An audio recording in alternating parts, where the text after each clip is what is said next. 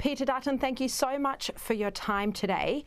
What's your reaction to what we've seen unfold in Israel over the past 48 hours?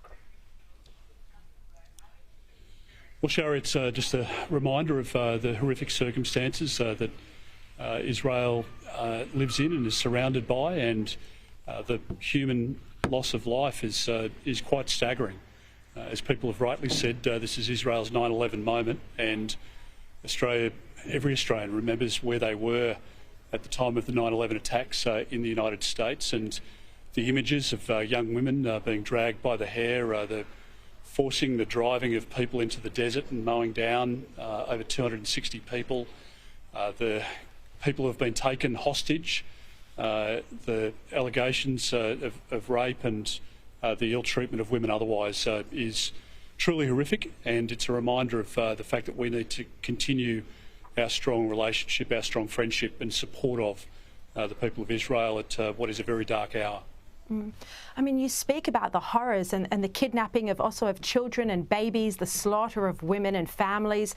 I mean, we haven't seen anything this brutal since the ISIS beheadings. How should Israel respond to this, do you think, and how can Australia support it?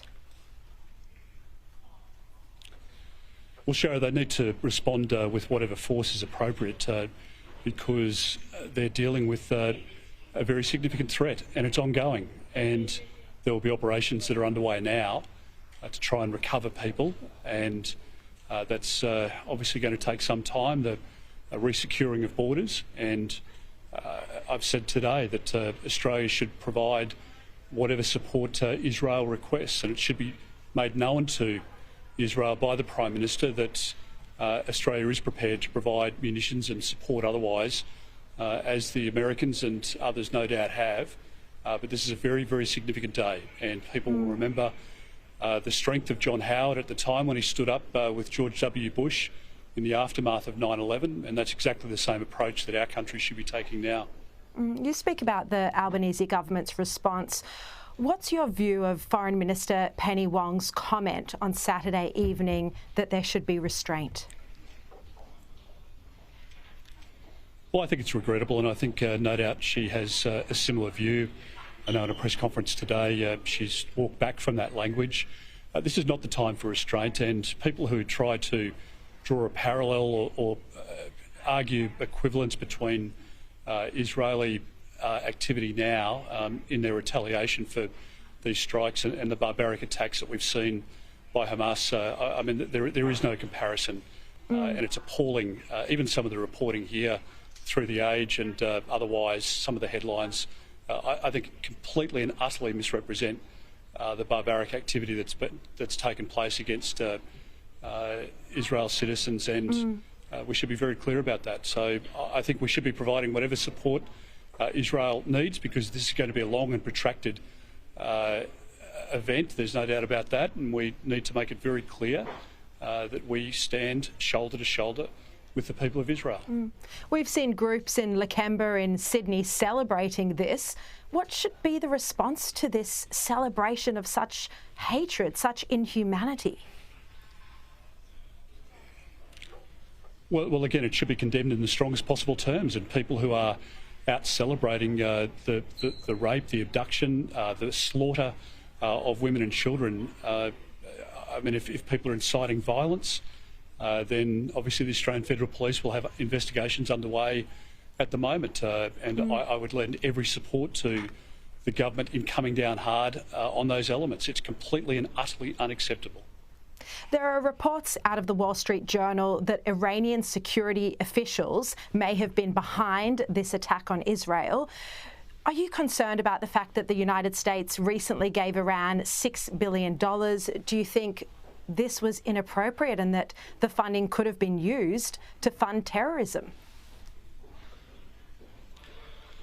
Well, I think there's a lot of intelligence, obviously, that's missing at the moment, and the agencies from around the world, but obviously starting with Israel, will be trying to picture and put together the picture of exactly what has happened, what's transpired, who's conspired with whom, and all of that will, some of it will be made public, other elements of it will be actionable, and that's the situation that we're in at the moment. I think the priority is certainly for the Israeli forces, no doubt, to recover those people wherever they can who have been taken hostage.